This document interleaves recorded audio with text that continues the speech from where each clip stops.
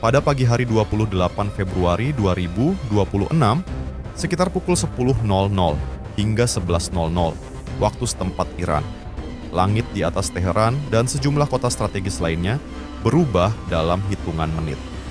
Dentuman pertama terdengar hampir bersamaan di beberapa titik, mengguncang ibu kota dan memecah ketenangan akhir pekan.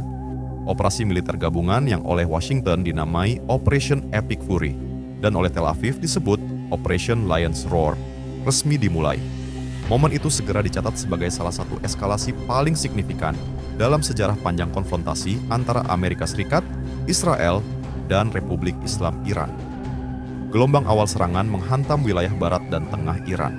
Ledakan terdengar di sekitar Teheran, Isfahan, Qom, Karaj, hingga Kermanshah. Fase pertama diyakini berfokus pada sistem pertahanan udara, radar jarak jauh, dan pusat komando militer. Upaya sistematis untuk membuka pintu sebelum gelombang berikutnya masuk lebih dalam. Dalam hitungan menit, sejumlah instalasi pertahanan dilaporkan lumpuh atau setidaknya terganggu, menciptakan celah di jaringan proteksi udara yang selama ini menjadi kebanggaan Teheran. Keterlibatan kekuatan udara kedua sekutu ini berlangsung masif dan berteknologi tinggi. Dari pihak Amerika Serikat, jet siluman seperti F-22 Raptor dan F-35 Lightning II diterjunkan untuk menembus lapisan pertahanan paling rapat dan mengamankan dominasi udara sejak menit pertama. Dengan jejak radar yang sangat rendah dan kemampuan serangan presisi, pesawat-pesawat ini dirancang untuk masuk, menghantam, dan keluar sebelum lawan benar-benar menyadari apa yang terjadi. Dari atas geladak kapal induk di Laut Arab Utara, FA-18EF Super Hornet melesat membawa bom berpemandu presisi dan peluru kendali. Di belakang mereka, KC-135 Stratotanker menjaga denyut operasi tetap hidup, mengisi bahan bakar di udara agar jet-jet tempur bisa menjangkau target jauh di dalam wilayah Iran tanpa harus kembali terlalu cepat ke pangkalan. Di lapisan lain, drone serangan berbiaya rendah dilepaskan untuk memburu radar, sistem pertahanan udara, dan target terbuka lainnya. Bergerak senyap, sulit diprediksi, dan memaksa pertahanan Iran bereaksi di banyak titik sekaligus. Dari pihak Israel, Angkatan Udara dilaporkan mengerahkan lebih dari 200 jet tempur dalam formasi besar yang kemudian terpecah menjadi beberapa elemen serangan. Tulang punggung operasi diyakini melibatkan F-35I Adir, varian khusus Israel dari F-35 Lightning II yang berperan sebagai penembus pertahanan udara berlapis berkat kemampuan siluman dan sistem peperangan elektronik canggihnya. Selain itu, jet F-15I Ra'am, turunan dari F-15E Strike Eagle, dikerahkan untuk membawa muatan bom berpemandu presisi jarak jauh dengan daya hancur besar, terutama terhadap fasilitas bawah tanah dan instalasi strategis. Pesawat ini dikenal memiliki jangkauan luas serta kapasitas angkut senjata yang besar, menjadikannya ideal untuk misi serangan mendalam ke wilayah musuh. Israel juga kemungkinan mengoperasikan F-16I Sufa, varian khusus dari F-16 Fighting Falcon, untuk misi pendukung, penekanan pertahanan udara, serta serangan presisi terhadap target sekunder.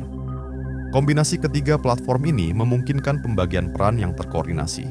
Pesawat siluman membuka jalur, jet berat menghantam target utama, dan pesawat multirole menjaga fleksibilitas tempur di berbagai ketinggian dan arah serangan. Dengan dukungan pesawat pengisian bahan bakar di udara dan sistem intelijen serta peperangan elektronik, formasi besar tersebut mampu menyerang secara serempak dari berbagai sudut, memaksimalkan tekanan terhadap sistem pertahanan Iran, dan meningkatkan peluang keberhasilan misi dalam waktu singkat. Target yang dihantam mencakup sistem pertahanan udara buatan Rusia yang dioperasikan Iran, gudang logistik militer, fasilitas penyimpanan rudal, hingga markas komando yang terkait dengan Korps Garda Revolusi Islam. Beberapa laporan menyebut kerusakan di sekitar kompleks pemerintahan dan fasilitas strategis di Teheran, meskipun rincian dampak strukturalnya masih sulit diverifikasi secara independen. Di Isfahan dan Kermanshah, instalasi militer yang diduga berkaitan dengan program rudal dilaporkan mengalami kerusakan signifikan. Di sisi laut, gugus tempur kapal induk Angkatan Laut Amerika Serikat juga memainkan peran penting. Dari perairan Teluk Oman dan Laut Arab, kapal perusak dan kapal penjelajah meluncurkan rudal jelajah Tomahawk ke arah target di daratan Iran. Sasaran mereka meliputi fasilitas militer strategis, pusat komando, serta infrastruktur pelabuhan dan terminal minyak seperti Chabahar. Serangan dari laut ini dirancang untuk melemahkan kemampuan logistik dan distribusi militer Iran, sekaligus menekan akses strategisnya di kawasan Teluk Oman. Rudal Tomahawk sendiri adalah rudal jelajah jarak jauh dan berpemandu presisi yang digunakan oleh Amerika Serikat untuk menyerang target di daratan dari jarak yang sangat jauh tanpa menempatkan pilot dalam bahaya.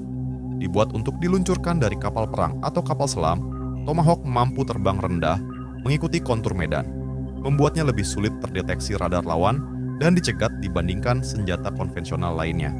Dengan jangkauan tembak hingga ribuan kilometer dan sistem navigasi canggih yang menggabungkan GPS dan pencocokan kontur medan, rudal ini dapat mencapai target dengan akurasi tinggi, seringkali hanya beberapa meter dari sasaran yang ditetapkan, serta bahkan bisa diubah arah saat sedang dalam penerbangan, menambah fleksibilitas operasionalnya dalam perang modern. Operasi berlangsung cepat dan terkoordinasi.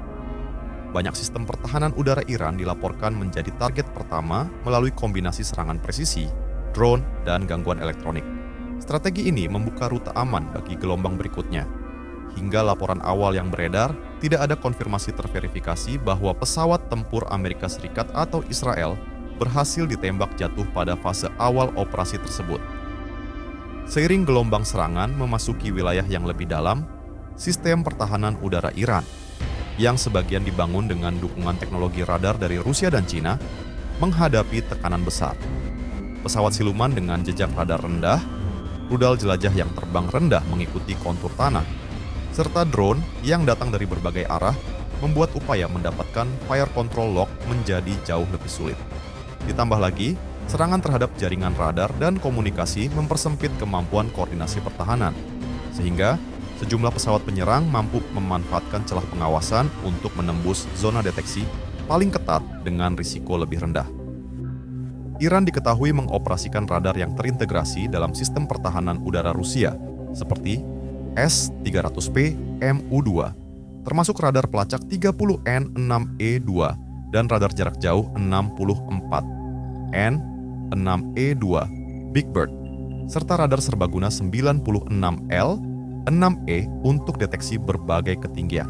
Dari Cina, Iran dilaporkan menggunakan radar peringatan dini seperti JU-27A berbasis frekuensi VHF yang diklaim lebih efektif terhadap target berteknologi siluman, serta radar 3 dimensi JYL-1 untuk pemantauan wilayah udara jarak menengah hingga jauh. Kombinasi berbagai puir radar ini dirancang menciptakan lapisan deteksi berlapis, meskipun efektivitasnya dapat menurun dalam situasi serangan presisi dan gangguan elektronik intensif. Beberapa jam setelah dentuman pertama, respons Iran pun datang. Rudal balistik dan drone diluncurkan menuju Israel, serta pangkalan militer Amerika Serikat di kawasan Teluk. Sistem pertahanan udara Israel dan sekutunya mencegat sebagian besar proyektil tersebut, meskipun beberapa ledakan tetap terjadi dan menambah ketegangan yang sudah memuncak. Dalam gelombang balasan itu, Iran juga dilaporkan melepaskan rentetan rudal ke sejumlah instalasi militer Amerika Serikat di kawasan, termasuk pangkalan di Qatar, Kuwait, Bahrain, Oman, Turki, Arab Saudi, dan Yordania, serta titik-titik strategis lain yang menjadi pusat operasi logistik dan udara Washington di Timur Tengah. Target yang disebut-sebut berada dalam jangkauan serangan mencakup fasilitas udara, pusat komando regional, hingga infrastruktur pendukung yang selama ini menjadi tulang punggung proyeksi kekuatan militer AS di kawasan. Di sisi lain, intensitas serangan yang datang secara bergelombang dan dari berbagai arah membuat sistem pertahanan udara Israel berada di bawah tekanan berat. Volume peluncuran yang tinggi dalam waktu singkat dilaporkan memaksa operator untuk memprioritaskan sasaran, sehingga tidak semua proyektil dapat dicegat secara sempurna. Sejumlah rudal disebut berhasil menembus lapisan pertahanan dan mencapai area target, memperlihatkan bahwa dalam situasi eskalasi penuh, bahkan sistem pertahanan paling canggih pun dapat mengalami kewalahan. Hingga saat ini, konflik masih terus berlangsung tanpa kepastian kapan akan mereda, sementara Iran dilaporkan tetap meluncurkan gelombang rudal dan drone ke wilayah Israel, serta pangkalan militer Amerika Serikat di kawasan, memperlihatkan bahwa eskalasi belum mencapai titik akhir.